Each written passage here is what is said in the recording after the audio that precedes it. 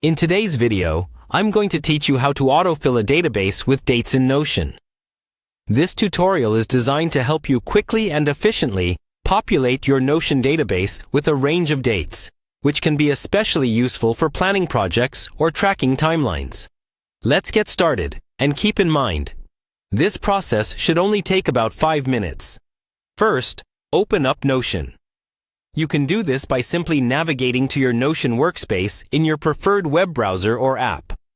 Once you're in, you'll need to open an existing page or create a new one.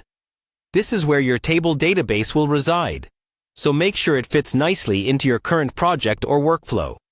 Now, you're going to type in the command table view to create a table database.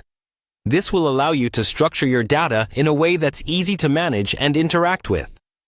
Once your table is set up, it's time to switch over to a new window and access the Date Pop application.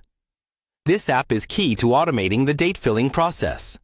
In the Date Pop application, you'll be asked to define the range of dates you want to add to your database.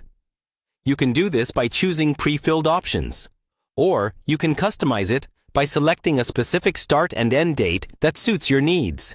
Moving on, decide how you'd like these dates to be distributed in your database. Most people go with 1 row per day or 1 row per week, as these options provide a clear view of timelines and schedules. You'll then need to grant Date Pop access to your Notion workspace. This is crucial for syncing the dates with your specific database. Select the database you're intending to populate, ensuring you've chosen the correct one to avoid any mix-up with your data. Next, decide on the specific Notion properties where you'd like these dates to be inserted. Typically, you're looking to add them to a date property. However, if it fits your project, you might also consider adding dates to title or text properties. If you wish, you can further customize the date format for each selected property. This step is optional, but can add a level of personalization that might be beneficial depending on how you want the date information displayed.